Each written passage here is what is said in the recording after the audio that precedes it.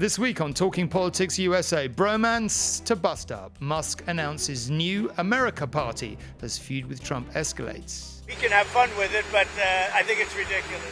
This is the feud that sort of keeps on raging between the world's most powerful man and the world's richest man. And the big beautiful bill has been signed into law, but what do Trump's voters think?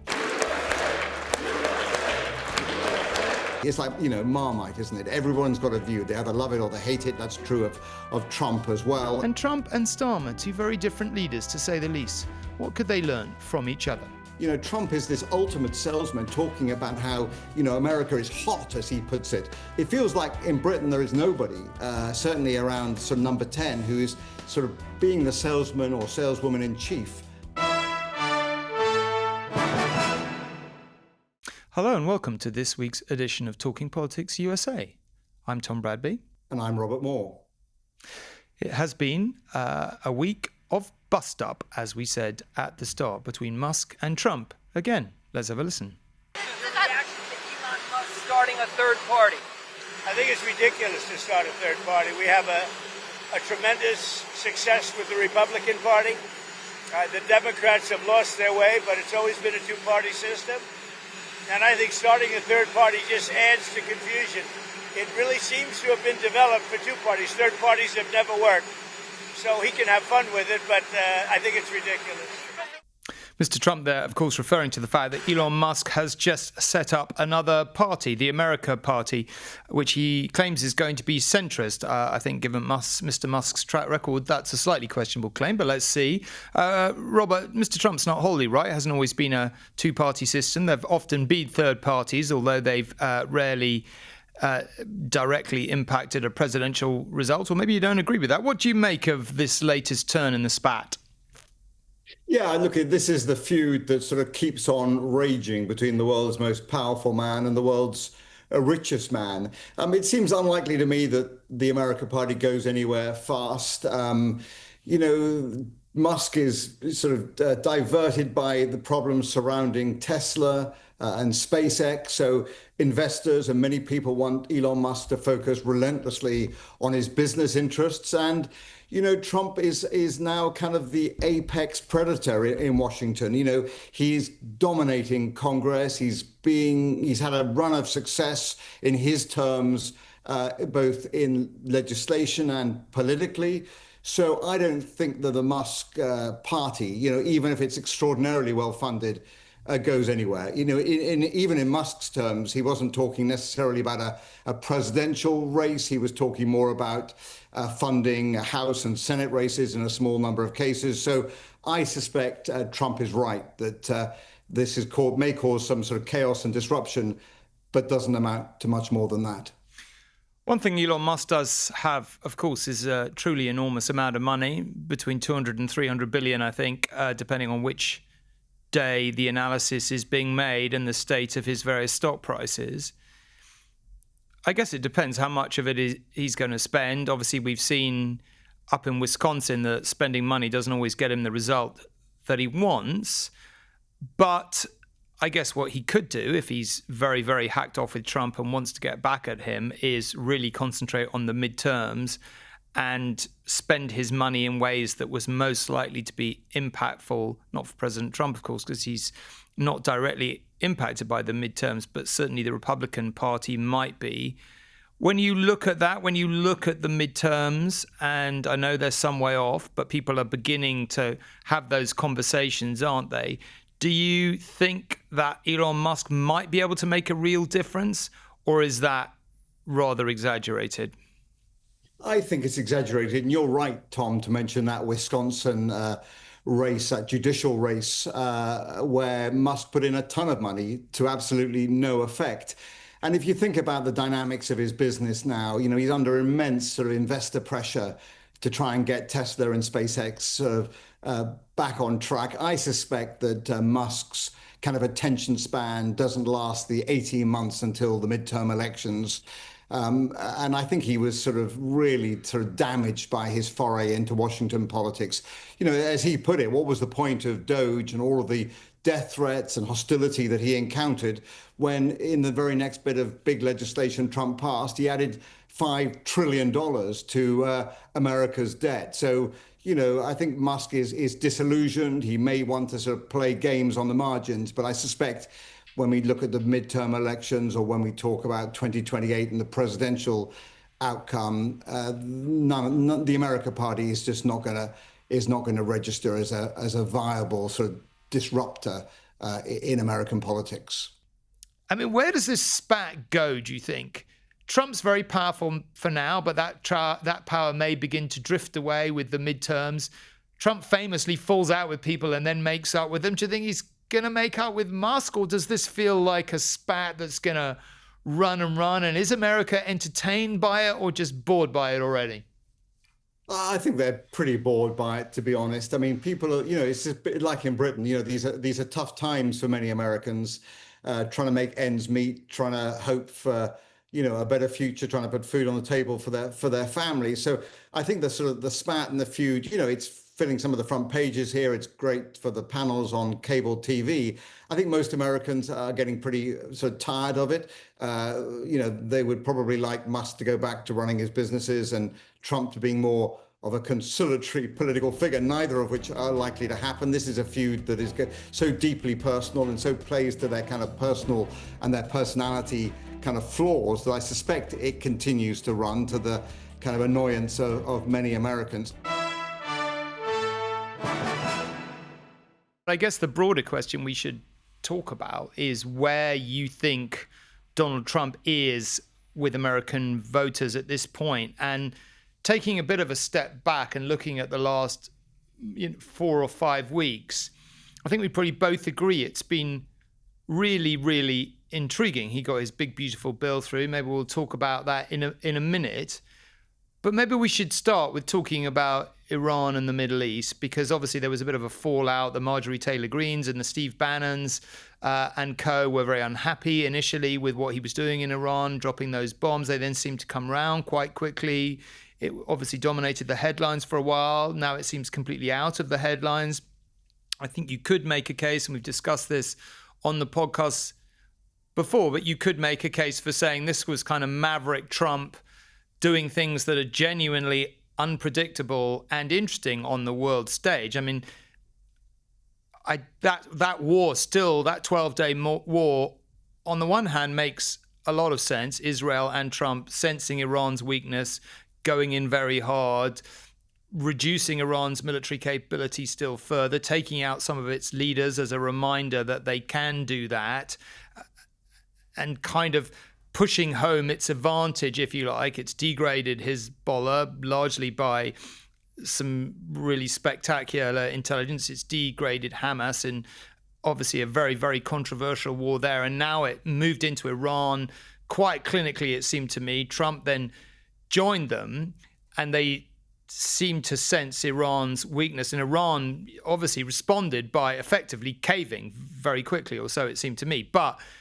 you covered the Middle East for a long time before you covered America. So I'm intrigued to know what you think about this, because the one thing the Iranians, what can you say about the Iranian regime? Well, one, they have very long memories. And two, they're very good at staying in power. And that seemed to be the priority for now. But that doesn't necessarily mean it'll be a priority in a year or two's time. But I think you could make the argument, if you took a step back and were being fair about it, that in the short term, that looks like some pretty, not talking about the rights and wrongs, just the realpolitik outcome. That looks like some quite clever positioning by Trump for now. But obviously it won't if there's a backlash in 6 months or a year and American forces are being hit variously here, there, and everywhere. But what was your take on it? No, I think you're right. I mean, the calculation by the Trump White House that regime survival in Tehran was their overriding priority, I think proved correct. I mean, look, even though Netanyahu is in Washington this week, this is a Trump administration that is sort of playing the rogue card, if you like. It's happy, even though it's just bombed those 3 facilities in Iran. It's now in the business of trying to strike a nuclear deal with Tehran. So it's still prepared to sort of negotiate with the Iranian regime, hopeful of an outcome that would ensure there is no further development of enriching uranium and pursuing nuclear weapons in Iran. So, there is this sort of paradox at the heart of the Trump White House policy on Iran: bomb it on the one hand, negotiate on the other. Now, that may be the sort of unpredictable politics that actually works, or it may be, as you suggest, one that is ultimately just a contradiction and does lead to kind of chaos unfolding in the Middle East in the coming months. But look, it underlines what I think Donald Trump regards as his kind of signature foreign policy, which is to put pressure on militarily, but hope for diplomatic gains at the same time. You mentioned Netanyahu coming to Washington this week, and obviously there's a talk of another ceasefire in Gaza. And it makes me think back to what I guess I would argue was the last really hopeful time in terms of Middle East relations. Like, you were obviously in Israel, reporting from Israel in the run-up to the Oslo Accords, and around that time, I was in Belfast at a similar time where this long entrenched conflict was coming to an end. And I think we'd probably both agree it was a time when it was possible to be quite hopeful and quite optimistic that these very entrenched, very bitter conflicts could be resolved. And I wondered what you think now about the prospects of any kind of peace. Donald Trump obviously does quite like playing the maverick. People keep talking about how he wants a Nobel Peace Prize, but on the other hand, he's supported Netanyahu in prosecuting this incredibly ruthless war in Gaza. Hamas, on the other hand, is not destroyed. When you see Netanyahu coming over, given all that context, are you optimistic? Are you not at all optimistic? What do you think Trump and Netanyahu want? In terms of the next steps, do you think they want the same thing? And where do you think it ends up? Yeah, Tom, my view, and I've covered the Middle East for many years, is that it's difficult not to just feel an overwhelming sense of despair. I mean, how can you be optimistic when we've got, 57,000 Palestinians who have been killed in Gaza, when we've got this unfolding humanitarian catastrophe with hunger now, and even famine now an issue in the Gaza Strip. So I think I can only feel despair at that prospect. It's difficult to see any sort of realignment in the Middle East. There's always this ambition of Trump to try and get the Gulf states and Saudi Arabia in particular to recognize Israel, and for that to kind of lead to a sort of major shifting of the tectonic plates. But that seems a distant prospect. No Gulf state is likely to agree to recognize Israel without a without a ceasing of the war in Gaza. So many issues at play, and under Netanyahu, it's difficult to think of anything other than a sort of temporary and expedient truce. So when we talk about peace, it's important to try and define what we mean. And it would seem to me that any long-term, stable, durable peace is just extremely long way away. Let's turn back to domestic matters within the US. On Independence Day, Congress passed Trump's Big Beautiful Bill. The yeas are 218, the nays are 214. The motion is adopted. Well, there you are. Trump got his bill. Robert, I guess the obvious questions are, is it popular? And given, as we've discussed, that the president says he's had a great 2 weeks, do you think objectively, in terms of where American voters are, that's true? His approval ratings haven't been that great since he took over, but are they ticking up again? What's your sense of where he stands right now? Well, it depends. If you mean by approval rating, what does the American people think? I mean, everybody is locked in on Trump. You have a view on Trump, and almost nothing is going to change that. Certainly, this piece of legislation is unlikely to change your view. It's popular with large parts of his base, of course, as you'd expect. It's unpopular with Democrats and many independents and even actually some fiscal Republicans who point out it's going to, increase debt considerably in the US and therefore jeopardizes future sort of economic health. So there are constituencies against it. There are constituencies for it. It doesn't surprise me that almost nothing changes his approval ratings right now. And I suspect that'll last throughout this presidency. Everybody, it's like, Marmite, isn't it? Everyone's got a view. They either love it or they hate it. That's true of Trump as well. And almost nothing is going to shift that. He can argue that, sure, this big beautiful bill, as he likes to term it, has delivered on some of his campaign promises. For example, that promise he made out in Las Vegas, that those who earn tips will not get, those tips won't be taxed up to a ceiling of $25,000. So that's a promise made and a promise kept. But there's plenty of people, at least half of Americans, who say this bill, far from helping them, is actually going to hurt them. So that all remains to be seen how it plays out. But I think in terms of the approval rating, Americans are locked in at this stage. They've got a view nothing, almost nothing, is going to change that. We so often say about politicians, don't we, that they come into office, they promise X, Y, and Z, and then they don't do it. And one of the reasons people argue that voters are disillusioned with political leaders across the Western world is that they promise one thing, get in there and deliver another. Do you think, objectively speaking, whether you like Trump's agenda and you liked what he promised to do or you don't like it, is it still fair to say that he really has, by and large, done what he promised to do? Now, I guess one could argue that on tariffs, he's done it and then reversed it and then done it again and then reversed it. And goodness knows where we really are right now, because he seems to change on a daily basis. And then his Treasury Secretary quite often seems to contradict him or to clarify and all the rest of it. But is it fair to say, do you think, if you were to pass a verdict on Donald Trump's ability to deliver on his own promises, that he has largely done so or that he hasn't largely done so?